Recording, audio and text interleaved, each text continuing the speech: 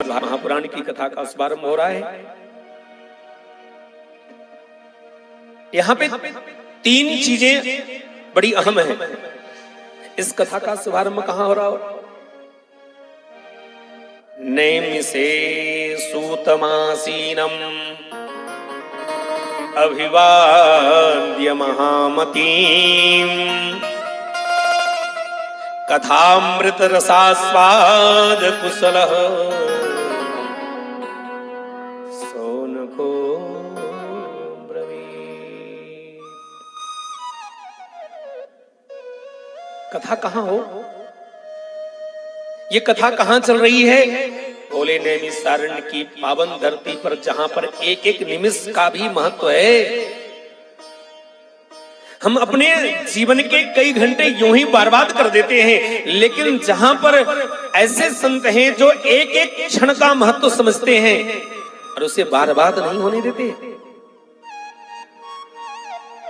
बर्बाद होने से बचाते हैं, वो कौन स्थान है? नैमिषारण्य, अर्थात जहां हम कथा करें वो स्थान पवित्र होना चाहिए, शोरगुल से दूर होना चाहिए, शांति से बैठ सकें ऐसा स्थान होना चाहिए। और कथावाचक कैसा होना चाहिए? अभिवाद्य महामतीम। जो कथावाचक हैं सूत जी, उनकी मति कैसी है? बोले महामतीम। इसके कई अर्थ हैं, पर एक दो अर्थ में बताऊं। जिसकी बुद्धि महान हो और जिसकी बुद्धि महान होगी वो भगवान की तरफ जाएगा। अथवा तो महान कहते हैं भगवान को। हमारा कथावाचक कैसा होना चाहिए? जिसकी बुद्धि भगवान में लगी हो, ऐसा कथावाचक जब कथा सुनाएगा तब हमें वो भगवान से जोड़ पाएगा। लेकिन जिसकी दृष्टि पैसे पर होगी, यार कितना ज्यादा से ज्यादा माल मिल जाए, आरती में कितना पैसा आया, दृष्टि वहां है, कैसे करके ज्यादा से ज्यादा पैसा इकट्ठा करे, सच्चे मायने में वो कथावाचक ठीक नहीं। तो स्थान पवित्र, कथावाचक का मन भगवान में लगा हो। और अब आई बात आप लोगों की, मोबाइल वालों। आप जब किसी ऑफिस में जाते हो तो भी मोबाइल उठाते हो? सच बताना। और इतनी बड़ी ऑफिस में बैठे हो,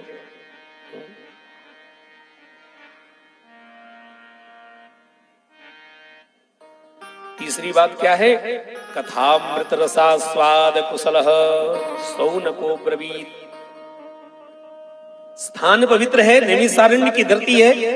कथावाचक कैसा है? महामती है, भगवान में बुद्धि लगी हुई है। अब श्रोता कैसे हैं? 88,000 जिनकी संख्या है, जिनको हम सोनकाद ऋषि के माध्यम से जानते हैं। कैसे हैं हो? आहा, क्या शब्द लिखते हैं साहब। जब मैं 2007 में श्रीधाम वृंदावन पहली बार आया तो मैं वृंदावन का ही रह गया, उन्हीं का हो गया। और तब मुझे लगा कि ठीक है, मैंने कथा सीख लिया, अब मैं अच्छी तरह कथा कर सकता हूं। लेकिन आज मैं जानता हूं कि कथा की पंक्ति तो मुझे आती नहीं, मैं ठीक से अंगूठा भी नहीं लगा सकता, इतना चिंतन है। जितना मैं आगे बढ़ता हूं उतनी ही ये कथा मेरे लिए कठिन हो रही है। मैं सोचता हूं कि मेरे जैसे पापी के द्वारा ये कथा,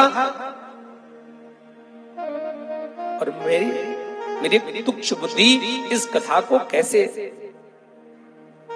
आत्मसात कर पाएगी। और आज मुझे लगता है कि मैं इसकी ABCD भी नहीं जानता।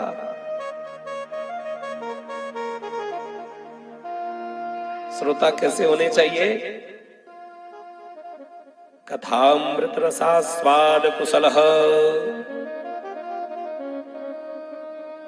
देखो, स्वाद कुशलः में दो अर्थ हम लगाएं। जो श्रोता हो वो आस्वादक हो, रस ले लेकर के। जैसे आप भोजन करते हैं तो चबा चबा के खाते हैं खूब, तो क्या होता है, रस निकलता है।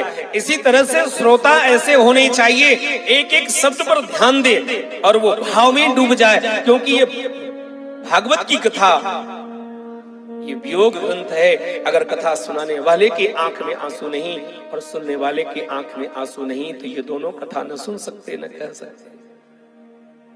ये कथा भाव की है। इसलिए श्रोता कैसे होने चाहिए, आस्वादक और कुशल होने चाहिए।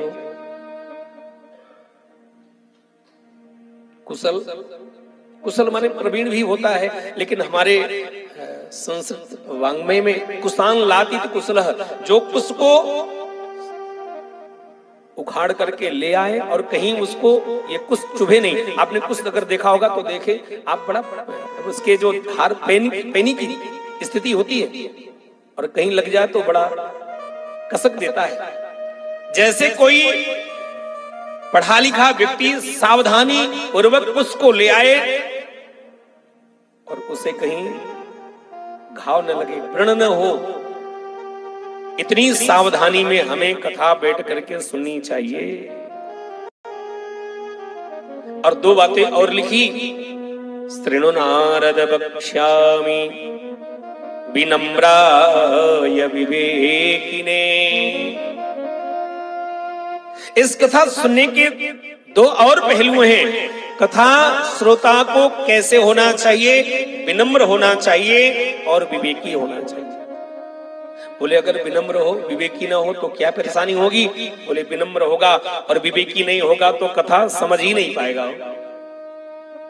कथा को सुन तो लेगा लेकिन उसे अपने जीवन में नहीं उतार सकता, क्योंकि अविवेकी है, विवेक नहीं है। और अच्छा विवेक हो और विनम्रता ना हो, बोले केवल विवेक होगा तो व्यक्ति अभिमानी हो जाएगा। विनम्रता नहीं है तब वो कथा सुन नहीं सकता, सुन लिया तो उसे धारण नहीं कर सकता। इसलिए विवेक भी हो और विनम्रता भी होनी चाहिए।